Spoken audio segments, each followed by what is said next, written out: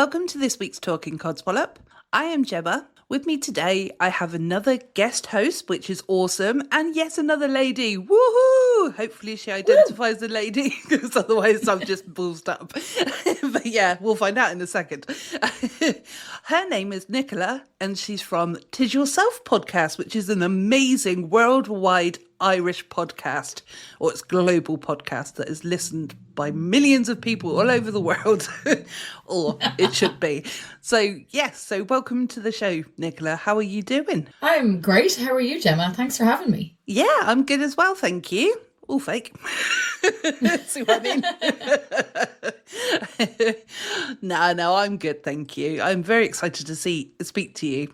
It's like we were saying off mic. It's like we chat amongst ourselves already, but to actually physically see and chat to somebody, it's actually really nice, isn't it? So yeah, because we DM each other quite a lot, and we're always very supportive of each other's podcasts and stuff like that. And then we've never actually spoken face to face or screen to screen. So here we are today.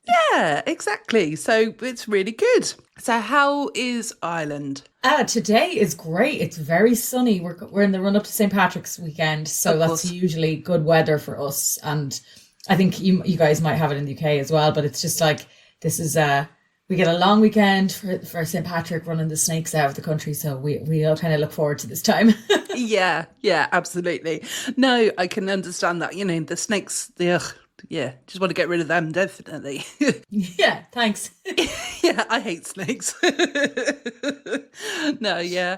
Although I was going to say that actually, is it true that you guys don't actually have snakes in Ireland? Yeah, he got rid of them. That's the myth that St. Patrick. Oh, sorry, I shouldn't say myth because somebody will come after me now and say it's not a myth. St. Patrick drove all the snakes. He came to Ireland, got rid of all the snakes, sent them flying or sizzling or whatever away. And now we have no more. Well, that's very kind of him. I wish he'd done it over here in the UK as well. I know. And I've been to Australia, and when I was there, I was like, this is uncool that I now have to watch the ground for every single step to make sure that there's not a snake. Yeah, no, definitely. I know I've said it many a time on the podcast before, but I swear that if I went to Australia, as soon as I step foot off the plane, I'll be eaten by something or bitten and killed by something. So I'm just not very aware of my surroundings at the best of times. So yeah, the city you're probably fine, but once you go to the countryside, you know, there was so many things. We went to stay, myself and my friend went to work in a bar in the middle of Queensland. And like, it was so rural. There was no like, I think there was something like 30 people that worked there. They used to fly in, work on an oil rig, and then fly out. Oh, cool. And our first weekend there, they warned us about there was sharks, snakes, crocs, and box jellyfish, which are like really dangerous stinger jellyfish that go in the water. Yep. And we were like, okay, well, which will it be that kills us? Now, we're still alive, but I don't know how. Well, I mean, that's good news, obviously. That is really good news that you are still alive. So, whee! I survived it. I survived the outback. Yeah. Well, that's good, isn't it? It's like you should have like a T-shirt that says that. I survived the outback. Yeah. But I live in fear if I ever go back, then that I'm cursing myself, so... That's it. Yeah, that's the only problem.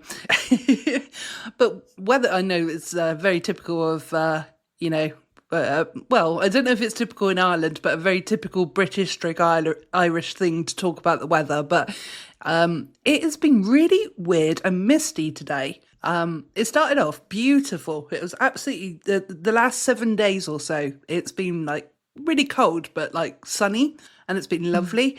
But this really weird sea mist started, there you go, I'm doing it with my hands. Sea mist started rolling in like a snake. And and ever since it's just been like really misty and foggy out there. So I think the pirates are coming today. So we have to be careful. Maybe. Yeah. Keep your eyes peeled. Yeah. Lock your door. Yeah. Or open it. Let's see what happens. Yeah, see what happens. A bit of adventure for the week. Yeah, exactly. It's a story for the podcast at least, isn't it? Yes. That's what I always say about everything. I'm like, well, that's a story for the podcast. When things go wrong, I'm like, that's a story I'll tell someday on a podcast. So yeah. That's what I think as well. Yeah, I've done quite a few recordings at this point, and I'm thinking of things that I've already said on the other podcast, the other episodes that I've done, and it's like I'm like, oh yeah, like that time, and then I was like, hold on, I can't talk about that because that's not being released yet. So Yeah. Yeah, those times can be weird when you're trying not to reference, especially if you do a few episodes in a row or whatever. You're just kind of like, oh God, don't say that because that's 6 weeks time, or 2 weeks time and I haven't said anything, or yeah. yeah. No, 100%, yeah. And I know you're a listener, so I don't want to, assault a tadpole even, so I don't want you to, like, Yeah. ruin it. Yeah, exactly. Don't spoil it for me. No, exactly.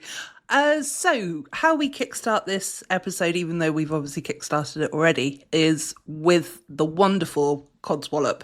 So have you got any Codswallop that you just want to get off your chest and have a good old moan about this week, or in general? One came to mind to me this week about 4 times. It's like it really wanted me to talk about it. And it is the way that people, especially in this industry of like podcasting, but it applies to most industries, email etiquette. Let's talk about it. Either not replying to somebody, I find that incredibly rude. Like I would just prefer if someone came back to me and said no or whatever, if it's a request. But B, also being rude in an email. I just... When it's uncalled for, I just find this so strange. You wouldn't be rude to someone's face or on the phone unless it was really called for. But sometimes people in emails, they just are so blunt, so rude. Like I once had a guy, it was a request for my podcast where like I talked to different celebrities for Tis Yourself. And I requested a well-known English celebrity who has an unusual-ish surname. Now, Okay. I know how to spell it, it's fine, but accidentally in the subject line, I mixed up 2 of the letters. So let's say it was my surname, Barden, and I spelled B-O instead of B-A. Very simple, small thing. The guy came back and was like, well, if you learn to spell his name correctly, potentially. I was like, you have no idea of my typing abilities, if I have dyslexia, if I have anything like that. Also, it was a simple mistake. I didn't call him, something horrible. I just literally one letter wrong. And I was just like, forevermore, that agent, I will always remember him and I'll always remember that story. And I was like, oh. So this week I've had a few issues, not as blatant as that, but a few people have just, I don't know what's happened to them. They just don't know how to be nice in an email anymore. No, it's not. It's not nice because I know mine's very similar, so we may as well get onto mine as well, and then we can sort of discuss the both. So recently I reached out to, I'm not going to name, like you didn't, I'm not going to name the name of the celebrity person that I wanted to get onto the podcast, but I had reached out to their agent and they first of all, they didn't reply, so I chased it up. Because I thought, I don't like not being replied to, which is what you said as well. But then and they said, oh, yeah, your email went into the junk. Sorry about that, blah, blah, blah. I don't know. Maybe it did, maybe it didn't. I think it might be a lying moment. I just did Pinocchio with my nose for all of the audio side. And and then when I did finally, sort of get a response and whatnot, they sort of said, well, they were very cagey with what they were sort of saying because they were like, oh, well, we'll ask the person if they want to. And then he said about a fee, but the way he put it was a bit confusing, that I wasn't sure if he was meaning that we would, as a podcast, we would pay the fee, or if... I don't know, or if the guest paid us, I mean, that'd be amazing. I wish that would happen. Yeah, exactly.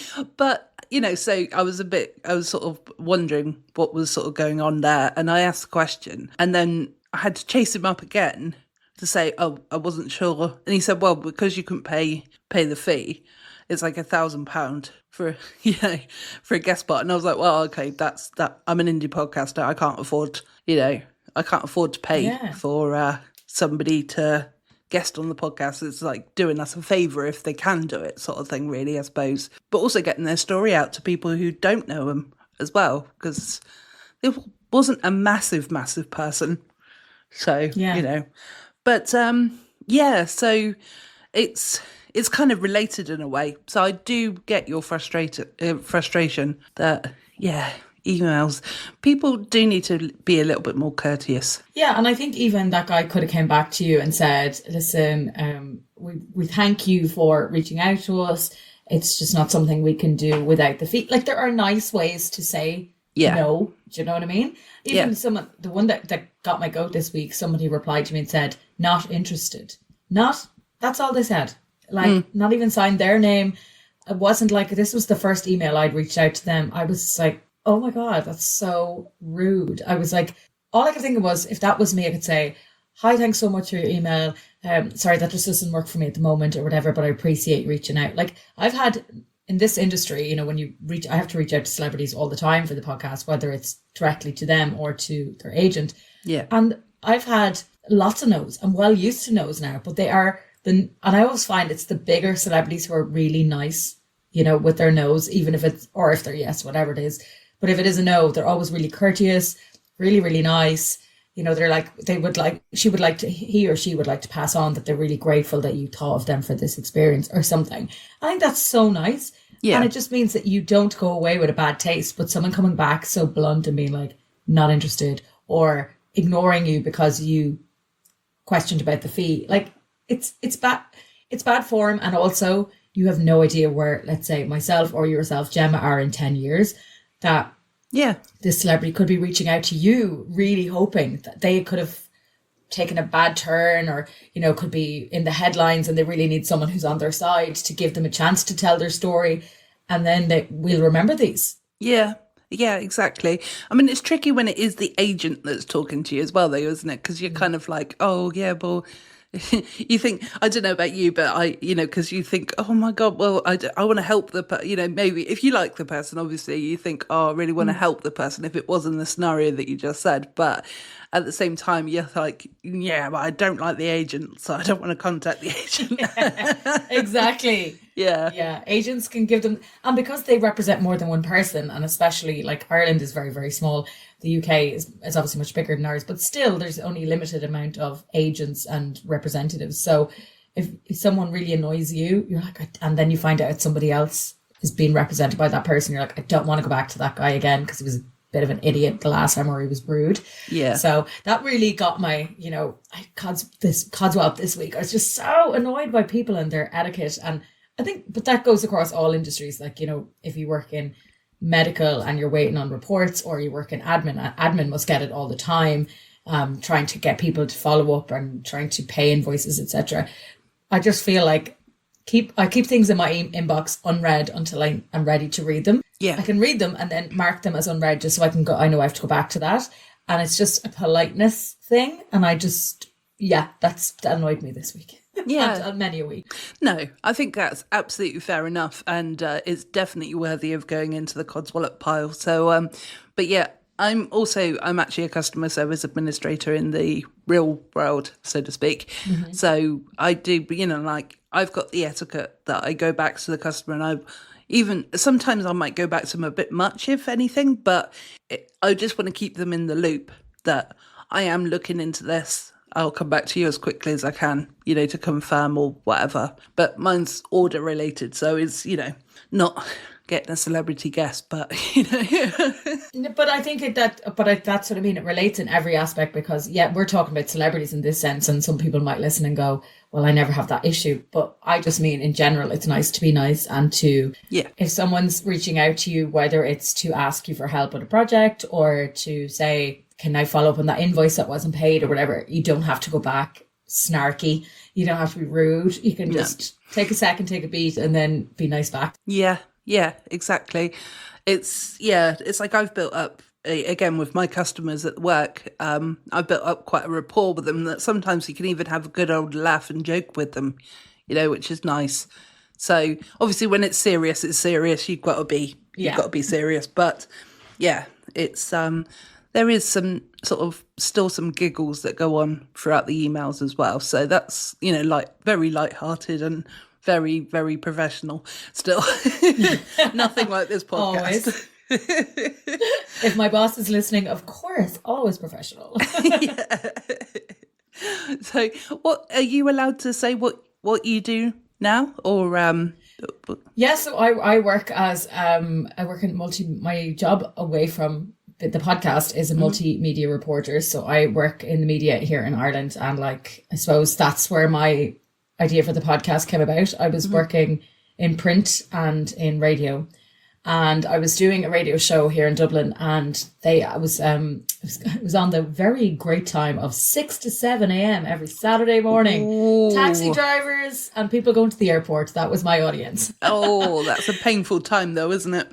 Yeah. So but the good thing about it was at least I could pre-record it. They were fine with that. I didn't have to come into studio. I did work on a Friday morning though, where I had to be in at 5:30 to do the breakfast show.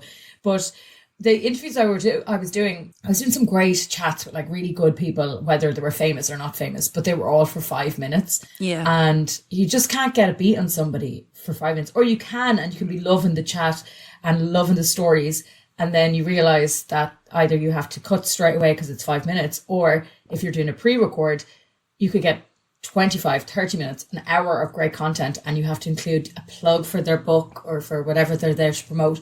And you might get one story. It's like when you watch Graham Norton, every guest gets one funny story and then one bit of banter with the other guests. And then that's kind of their whole time on the show, which works. But like for me, I just wanted to do more than that. So when COVID hit, I was still working in radio. And I was like, oh, I just love to do longer interviews. So I started putting the radio show out on podcast. And then I was like, actually, this is where I want to be. And I was like, I'm going to give this a go. And I don't have to get up at ridiculous o'clock anymore. So No, that sounds really good. And to be honest, I know you said as well, it's like this is like a second job, isn't it? The podcast. It's 100%. Yeah. Yeah. It's just in my case, at least, there's no money side of it. So same, minimal money and minimal or nothing. Do you know what I mean? And this I often find from people, and I don't know if this could also be a bit of a codswallop, to be honest, is people. I don't know if you get this, Gemma, but people say to me, oh, you have a podcast, so you must be making loads of money, because they associate it with, Help I Sexted My Boss or Shag, Marry, Annoyed, something that's mega sponsored, has like millions of listens. And you're like, I just sit there and be like, yeah, that's why I'm in Aldi searching for the lowest price bread, because I make so much money. Yeah, let's talk about that. No, 100% no. It's yeah, I don't think because I'm pretty brutally honest on this podcast, so I think most people know that I don't make any money. If anyone wants to go to our TeePublic site and Google, look up Codswallop Pod and buy yourself a t-shirt, go on. Cheap plug. Be supportive. But it's an unpaid second job. That's what it is. And because yourself, the amount of time that goes into whether it's getting trying to find a guest, first of all, and you're not just finding one, because you're probably finding 5 in the hopes that one of 5 says yes, and then it's reaching out to them, it's waiting, it's researching, it's recording, editing, and then promoting, which is the bane of my life. That's also on my codswallop. I'm like, I have so many grievances. I didn't think I was a moany person, but I have so many today. That's all right. I think it's this podcast, you know what I mean? It's the thing, because you open up the wound of Codswallop and then it all starts flooding out. It's like recently I've given up energy drinks because I was just getting a bit too addicted to them in a way, and they're not good for your teeth or anything else really, so I've decided not to have any more of them. So this is like a stupidest codswallop in the world, but now I've noticed that plastic bottles, when you get like a fizzy drink or whatever, that the lid is attached to the bottle, and it's like, oh yeah, that really drives me nuts. It hits you in the nose when you're trying to have a drink. Yeah, exactly. It's so that it could be recyclable. But some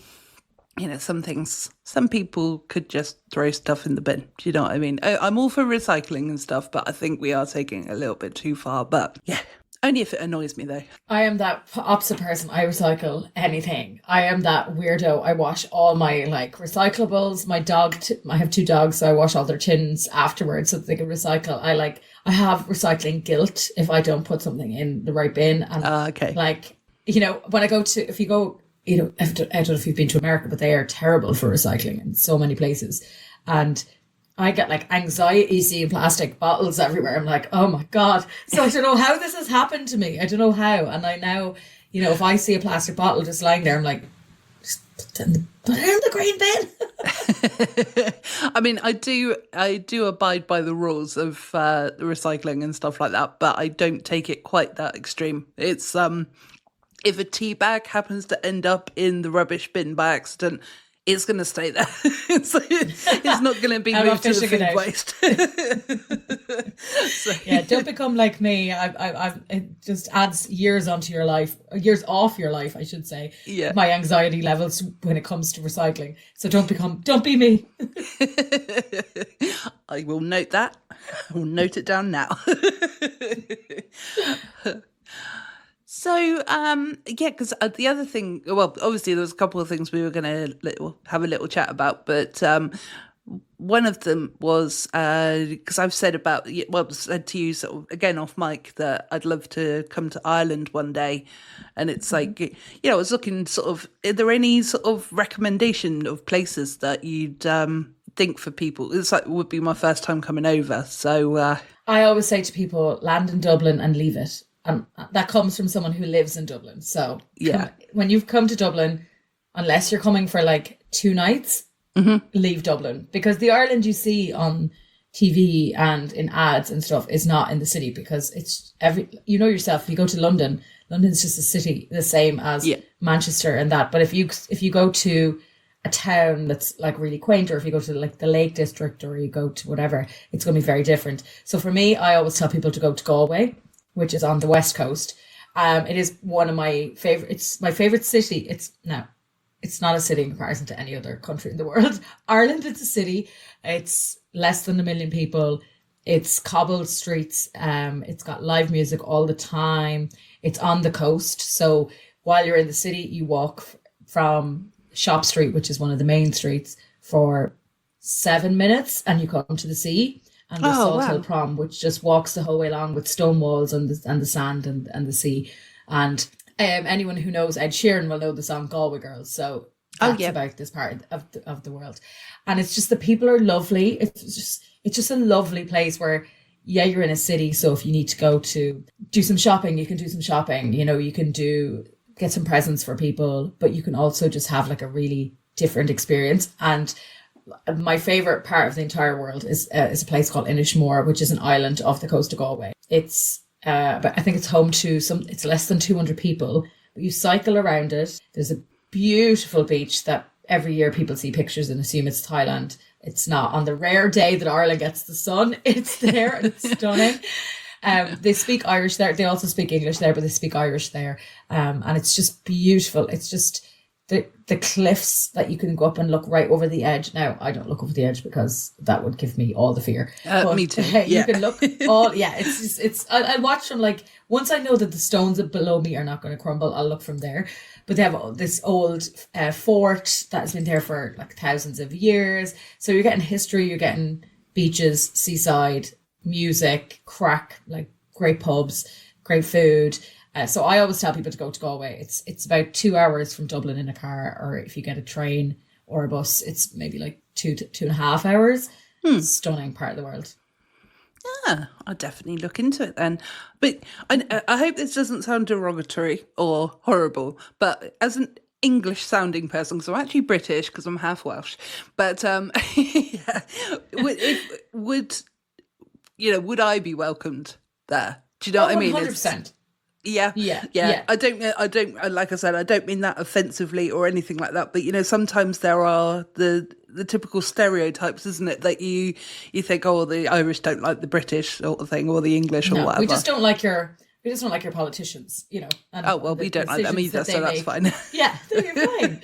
It's like historically, obviously, Ireland and England have been through a lot of stuff, and some not so nice in that. But like, I would say, I think every year it looks like our tours, the most we get are from the UK. We have English groups over every weekend in Dublin for stags and hens.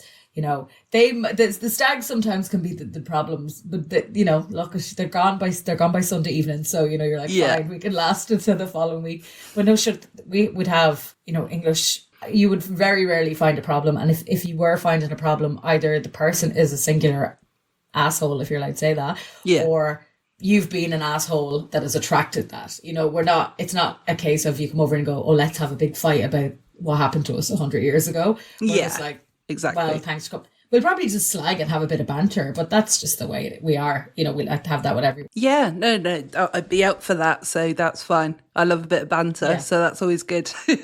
Yeah, good. I didn't think for 1 second, really that there would be an issue, if you know what I mean. But you do sort of sometimes think, don't you? But it's but then I've been to Scotland and they don't like the English either, so. Nobody does. You do have a bit of common traits there where people have this idea of, we don't like them. And like when it's football season or something, or like rugby, so we have the Six Nations at the moment, and, it is the greatest experience for us when we beat the English. But that's just sports rivalry. It's a rivalry that's bled into sports. But I was out the night of the Six Nations when we beat England. England were winning for the first half. I was heartbroken. We eventually came back. The pub that I was in was full of English people. There was loads of English groups of lads over, and we just had banter with them. Like, they were slagging us, we were slagging them. We're better than you, you're better, da da da. But as long as you can take that and you're not offended by it, you're fine. Yeah. More the merrier. And we especially love the Welsh, so come on over if you're Welsh as well. Okay, will do. I'll just go like this. I'll just go, look at my tattoo. It's got Welsh words on it. Once they know that, they'll be like, come on in, we love the Welsh. Yeah. And I'll put on my really bad Welsh accent that makes me sound slightly Indian and very, very, very racist. I don't mean to be. But yeah, when I've been around my Welsh family, because they're from the North Wales, so when I've been around them quite a bit, I do actually pick up sort of the accent again a little bit more. But it's pretty much gone because I haven't seen them for quite some time. So once I watch Gavin and Stacey, that's it. And then I have many a night in Dublin, in London, anywhere I am, tried to pretend to be Welsh and see can I convince people that I am. And my highest honour was one night convincing somebody from Swansea that I was from Cardiff. And it was just a beautiful moment of lying, just pretending that I was from Cardiff and having to make up street names in Cardiff to go along with my lie. But I convinced him, so I was delighted. I came away with my, yes. I'm a winner. Did you tell him? Did you tell him you're actually Irish or? Well, I accidentally told him. So I had been talking to him for a while, and then he fully was convinced I was Welsh. And then I went to the bathroom and went to the bar on the way back. And when I came back, when I was at the bar, he came up and said something to me, and I turned around and said, "What are you talking about?" In my full Dublin, I'm not from Dublin, but my full Irish accent. And he was like, he just stared at me to go, wait, what? And I was like, no, I've worked so hard. And then I just had to give it up. Then I was like, sorry. I was just playing. Yeah, sorry, Six Nations season. Bye. Yeah, exactly. No, that's good. Well, definitely, I'm going to put that down then. That I need to go there for my trip and I come over. So, yeah, because I really do want to. Because the thing is that you want to go and see the world, and I keep doing air quotes, everyone, but you want to see the world. But I've often said that you forget about your own country. It's like I've never been to, I don't know, Land's End. That's the first place that popped into my head. I've never been there. And there's many other places like in the UK and Ireland that I've never been to that I think, well, you've got to kind of explore your own country first, haven't you? So yeah, I think when I went to Australia for 2 years and lived there, and I met a lot of Aussies and other travellers as well from different places who had all been to different parts of Ireland that I'd never been. And especially the north, like I live beside the border of the north of Ireland. So I've been to all around the local parts of that, but maybe higher up past Belfast, I hadn't been to Derry in a long time. And so it was when I came back, I was like, all these people have been to these, and not even just the touristy, like, the Giant's Causeway, which I've never done yet, but other touristy spots, just cities and towns that I've never been to. And I've tried to rectify that since I've come home. So I've been to as many, I still have many I tick off the list, but COVID kind of helped in that sense with the staycations and going around. So we've been to go to Mayo and Galway quite a lot, and love Donegal. Basically anything on the west coast of Ireland, I love it. It's just stunning the whole way down. Okay. I'm like an advertisement. I should be working for the country at this stage because I'm always saying how great it is over there. You should. You're the Irish advocate. Yeah, advocate, just not for Dublin. No, exactly. Land, fuck off. Yeah, bye. Don't even check out the Guinness factory. Just move on. Well, actually, do you know what? I will say the storehouse is actually very worth it. It's I think it's €16, so it's probably about 13.50 or something pounds. And I don't drink Guinness, but I still enjoyed it and had a really good time. Yeah. And they have a bar up the top of it when you're finished, where you can they give you a free pint of Guinness, or in my case, something else. And the bar is 360 and it looks over the whole of Dublin. So I actually really enjoyed it for someone who was only going because my English friends were coming over. So I was like, oh no, I'll bring you there. Don't drink it. I was just thinking, I don't drink Guinness. I don't want to go to a touristy spot full of tourists. But actually it was really good. So I think if an Irish person or a person in their own country can like a touristy destination, I think that's usually a good sign. Yeah, no, definitely. Because it's like where I live. I live in Dorset. So, well, that's a county. I live in Weymouth. Which is the small town, and it's a seaside town as well. So we've got we've got a beautiful beach and beautiful sea sort of thing, and there's also a massive amount of tourist stuff that people can do, and so it's sometimes it's nice for me to be able to go to those things as well, or have a reason to go to those things, but because it's on the doorstep, you don't really want to go to those things, and yeah, it's like, but it's also like the other side of it is that when I go and see my friends that live in London, I'd rather go and do a typical day in London that they would have rather than the tourist London, so that you actually get to see stuff that's like in the back streets and things like that. It's, a bit more quirky. Yeah, and they know the best places to eat. And they know the best places to go for drinks or parks and stuff like that, because they're not going to the busy spots or the like overpriced places like that. So I'm the same when it comes to London, I think. But sometimes I think you're right. It is nice if somebody's coming to visit and you have to do that. You have to take yourself and pretend you're a tourist for a day. Yeah. It's kind of like a challenge. Be a tourist in your own town for a day. Yeah. Exactly.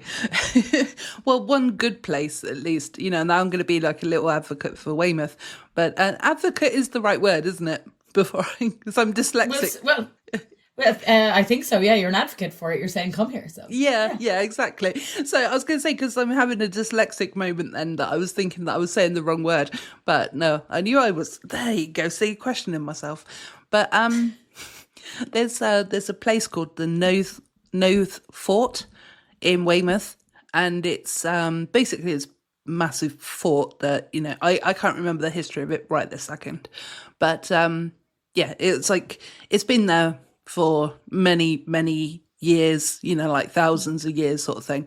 But you've also got like this tour that you go around, but you also have to count mice as well. You don't have to, but there's little figurines of people, but then they've all got little mice in them as well, and and you sort of go around and you count the mice, and then when you get back to reception, you get a certificate of how many mice you found. Oh, so it's like, so so I did quite enjoy that one, even though I've been so many times. But yeah. By now you're like, I'm just blurred. The mice are blurred. Yeah, no, definitely. But yeah, I'm pretty certain that area is haunted as well, though. So, because I think they do a Halloween haunted tour there. So I have yet to do that, but I think I might have to one time, because I quite like the spooky that. side. Yeah, same. Yeah. Love that. Yeah, especially if you experience something, but at the same time, you kind of want to experience it, but you also don't want to experience it because it's like, oh, it's scary. Yeah, I want like something that makes me kind of jump, but not makes me scream and run. Like I want a little scare, not a big. Yeah, exactly. But you can't choose what you get, unfortunately, can you? With that. No, unfortunately. Yeah, it'd just be a case of, well, whatever's there is coming to see you. Yeah. Right. Well, I think we should also get onto your podcast now. One of the other reasons that we've come together, obviously, other than there's 3 reasons to have a good old chat. We've done that. To talk about Ireland, we've done that. Let's talk about your podcast. So it's called Tis Yourself, and I'm going to let you talk about it because you know more about it than I do. So there you go. Even though I listen every time you drop an episode. Well, like, I'm sure you're the same as me, Gemma. Well, or maybe it's just an Irish thing. But when people ask me about it, I just get real awkward. And I'm not really an awkward person. But I feel like I am, it's not bragging is the wrong word, but I feel like they think I'm bragging. And I get really awkward. I'm kind of, they're like, how's caucus? I'm like, yeah, great. Okay, let's change the subject and talk about you. Yeah. So I find it so strange when I have the spotlight turned on me, because with the podcast, my guests are always the main focus for me. So because I interview celebrities, no one's tuning in really to hear me. They're tuning in because they love Brooklyn Nine-Nine, and I've got Joel McKinnon Miller on it. Yeah. They love X Factor and Matt Cardle's. They want to hear his story. But it's just, for me, it's a creative chance. I just love talking to people and having the crack and finding out stories about them. And I love when I find out something that somebody else doesn't know, that you kind of, it just comes up naturally in a conversation. And, like I had Tate Donovan on, who played Joshua in Friends, and he was also in the OC. And only because I was an Irish person talking to him, he started telling me about how he used to play traditional Irish music, even though he's American. And how the reason was because he saw this band playing one time, and the guy playing the fiddle, loads of women fancied him, and he thought it was because of the fiddle and nothing to do with the way that your man was probably really good looking. And he learned the fiddle, and he still plays it now, and he comes to Ireland and goes to Donegal and plays in little, like, tiny little pubs up there. And he's like, no one bothers, no one cares that I'm there, they're just happy to hear the music. And I Googled that after we spoke to see if that was anywhere, and I could not find it. That story had never been out. And I just thought, I was like, that's just such a random piece of information. Never, just because the conversation went that way. Yeah. So I just love that, talking to people. I love, hearing their story, because everyone has a story. Every single one of us has something exciting or mad or terrible, but you've survived it, that has happened to us. And, obviously people have a fascination with celebrities and their stories as well. But also the celebrity side of it, what they like about podcasts, is what I hear from feedback, is that it's not edited, and it's not, if it is, it's just taken out a few, gaps or M's or A's, but essentially they get to get their whole side across, rather than an interview, which is just a clickbait headline these days. Yes. So they get to react to stuff. Like I had Sarah Jane Dunn on, who was in Hollyoaks, and she was, she started an OnlyFans page while she was in Hollyoaks, and then her bosses called her in, said she had to delete it, and if she didn't delete it, she'd have to leave the show. And she decided to keep the OnlyFans page and leave the show. So when I had asked for her, this was a little while later, her manager said she's happy to do it, but as long as you're okay with her telling her side of the story. And of course, me as a presenter was like, yes, love to hear it from her point of view. But she was really keen for her side of the story to get out in the way that she wanted to say it, rather than, I don't know, maybe in the traditional print and radio, which is like 2 minutes, and then they have to go and cut to a music break or something. This way, she could say as much as she wanted to. We could talk for 2 hours if she wanted to. And that way, she got her story out. And people who listen to it can go, okay, that's what happened, what actually happened. Yeah, I think that's right. I think that is the good opportunity that you do give to people. But also because, when you're actually presenting it, I know that you say, oh, you tune in for the celebrities, but there is an aspect of people tuning in for you as well. Because the way that you conduct the interview, it's not like, so what's the history of where you came from? It's like, so hi, how are you? And then you just get in, you just start chatting when you've probably got a couple of notes or whatever, maybe topics that you'd like to discuss, but it's just a flowing conversation rather than an actual sit down proper interview, like, in some ways, like you would get on the Graham Norton show. He's probably not a great example, actually. Yeah. We've all listened to some, even if it's a podcast, we've all listened to something where there's very structured questions that nearly is, you can almost tell that the host isn't listening. Yeah. And so for me, while I do research the person beforehand, I actually don't have any notes. And on the day, I'll think of them beforehand, but I find that if I have something written down, I'll keep looking at it, and then I'm not actually as engaged as I should be. Yeah. And sometimes, I'll be like, oh, I know that they sang a song and I can't remember the name, so I'll have to quickly Google it while I'm talking to them.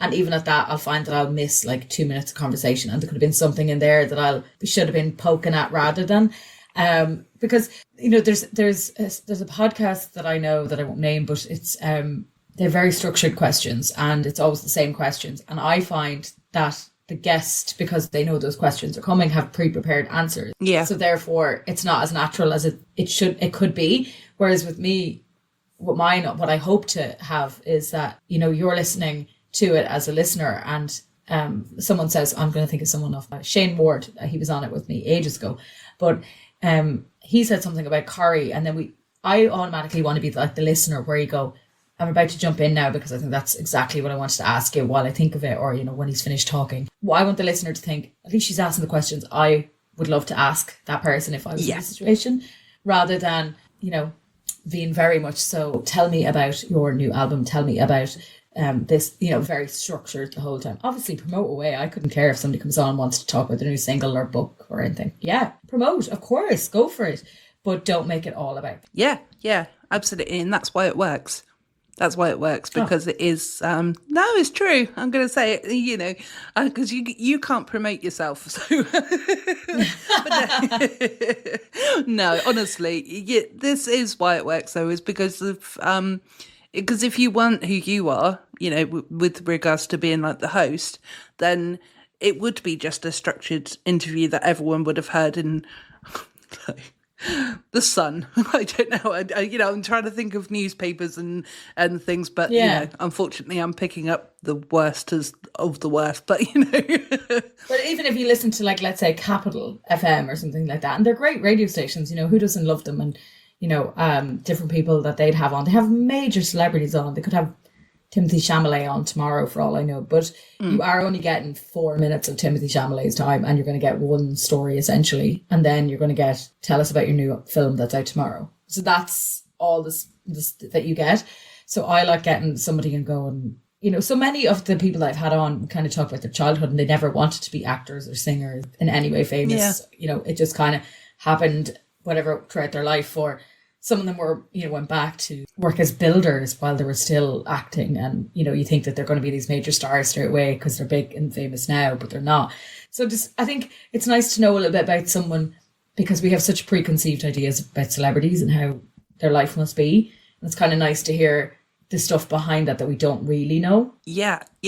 Because I think also when it comes to the point when they're in the limelight, you think, wow, they came out of nowhere. But actually that nowhere took them years to get to. You know what I mean? Yeah. So, yeah. And they might have had a drug addiction, because that's something as well that you've spoken to a few people that have had like, mental health problems or drug addictions in the past. And they've been quite open about their journeys as well. I can't think exactly who the people were, but, people have to go and have a listen to Tis Yourself podcast, and then you'll be able to find out. And I find that incredibly brave, because I think that it's very hard to be really truthfully honest. And I think a lot of people who have gone through an addiction are honest than most people, because they have to go to like AA or, different support groups, and they have to speak openly about what their problems are. And therefore, maybe they've come to a better realization of their mental health and stuff. Yeah. And I always find it wild that somebody might open up to me about that and tell me about the lowest time of their life. And that, because I'm like, they don't know me. We've only met, or we may have met like once or twice if they live in Ireland. But if they're an American, this is the first time we've met right now, and you're feeling okay with talking about it. So I think that's amazing. And I think it's the same though with, I think just podcasting in general just really gives people a chance to be themselves, whether it's the sort that I do, which is interview based. I know you've had a few celebrities on here as well, but also like you get to express yourself through this, and people get to listen and follow along with your journey as Gemma, like going, oh, come here, she said that work was really tough last week, and this is that, and then listens 3 weeks time, and you're like having a great time there. Okay, that's great. And you become a personality, and that's great. Whether they like it or not. I'm here. No, I understand that they could also unsubscribe. So please don't unsubscribe. Please stay. Yeah, don't. Even if you stop listening to us, myself and Gemma are so funny because we always say to people, just listen to the first couple of minutes. If you hate the person that we're interviewing, or listen to us down low, if you just put us on silent, to all those people out there that say, oh, I don't listen to podcasts, my own friends, like, included, I just say, just press play on silent, like just support people. Yes, yeah, because that is important. On a serious note, it is like we sort of said about, we never get any money for it or anything like that. But the most important thing for myself, and I know it's the same for yourself as well, is more like getting the download numbers. So if people could just play the episode, like you said, on silent, 2 minutes, 5 minutes. Hey, you might listen to 5 minutes and you think, wow, I'm going to have to listen to the rest of this to find out what happens next, But there's also, when you've got like quite a larger catalogue as well of, like we're in the 300s now. So because we've been going for like 7 odd years. So, it can be a little bit daunting, I suppose. But at the same time, it's 300 minutes if you just press listen to 2 minutes of each. No, 600 minutes. Yeah. And if anyone who is only like tuned in for this episode, maybe it's like a friend of mine or something, or like anyone who's just new and just randomly picked up this episode, the thing with yours is you don't have to start from the start. Like when I first met you, I didn't start from the start. We just swapped and it was like, let's just listen to the latest episode and then go back through the catalogue as you wish, So, and that's like mine, I suppose, is awkward in that way that a lot of people would only listen to the celebrities that they like, and that's totally fine. I completely get that. I just would love people to, and I don't know if this, I feel like this could, if you don't listen to podcasts and your friend is a podcaster, same as if your friend owns a small business or has written a book or whatever, maybe just don't open with, I don't listen to podcasts. Yes. Because it's just so demeaning. It's like, if you work in a bank, I'm not coming in and saying, I don't use money. I don't go to a bank. Like, just don't. It's so disheartening to hear someone say that. And like, I've had friends say, I don't listen to podcasts, but I listen to, and insert a podcast name here, and you're like, oh, that's so similar to mine, but you've just told me that you don't listen. Like, what? And it's just so hard because I try my best to be really supportive. And you are so supportive, Gemma. Like, you're so kind on social media and everything, sharing people's podcasts and listening to them as well. Because we have a little group of podcasters that we chat to and are very kind and help each other out. Yeah. And myself and Gemma are included in that. And it's so nice because you just, when it's the other person reports, like we'll say something back to each other going, I completely disagreed what you said in that episode, and it's so nice. I think feedback like that is class. I think if someone DMs you or tweets you or just says in person to you, Gemma, what you said about emails, that's so true. Then you know that they've listened and you're like, oh my God, that is a great buzz. Yeah. It's the amount of times that I get people coming up to me, it's more like friends and stuff. If they do listen, it's often like we get, indeed. It's just our catchphrase. Yeah. It was me and Andy, who's not on the podcast at the moment, but we were just absolutely taking the piss out of James. So just this one time, and it Poor just James. stuck. Poor James, huh? Bless him. He's fine. Yeah, no, like podcasting is meant to be fun and we're meant to enjoy ourselves, but it is nice to get the feedback or nice to hear nice things back because, as you said, we're not in it for the money. So if anyone just really likes an episode, and I don't mean just mine or Gemma's, but any podcaster you listen to who's maybe not like top 20 on Spotify or Apple, just send them a little message and I guarantee you'll be so happy. They will be so happy to hear that. Yeah, 100%. Well, on that note then, where can people find you on social media and, your email address and things like that? Yeah, well, Tis Yourself, I'm on them all at this stage. I feel like it's so embarrassing sometimes now when you list them out, you're like, I'm on everything. I'm on Facebook, I'm on TikTok, Twitter. I'm not saying X, I just don't say that. No, thank you. Instagram is the one I'm most active on, I imagine, or TikTok, but I will reply to anyone who messages me. On email, you can email me at tisyourself@gmail.com. But just come along, see if you like an episode, see if there's a celebrity there that you might enjoy, that you are kind of like, oh, she talked to that guy. Okay, I'll give it a listen. Yeah. And you never know. You never know why. Exactly. And I mean, it takes 2 seconds to download an episode, and, you know, it also is a 2 seconds to download an episode that could change somebody else's life. But Yes! yeah. But also the other thing is that, you know, sometimes you might think, oh, who's that celebrity? Because you've got some that are quite Irish based, and I'm like, oh, who's that? And so I'll Google who the name is beforehand or whatever. But other times I just think, right, I'm going to click play and find out who they are by listening, you know. Yeah. It's quite an interesting way to do it. So No, thank you. No, I thank you for all your support and for having me on as well today, because I haven't been on anyone's podcast in a while. So this has been great to be a guest, despite the fact that, listeners, I did not do my makeup for Gemma today. I had to pre-warn her. I had to pre-warn Nicola that I was feeling like death warmed up with the long COVID. My hair's all scraped back, and I also have no makeup on as well. So, and I think also the light is reflecting off my glasses, so you can't even see my eyes. So there we have it, folks. We're both looking beautiful. For someone who wasn't feeling well, you've been great company for the last hour or so. Thank you very much. You're absolutely welcome. I've got a good game face.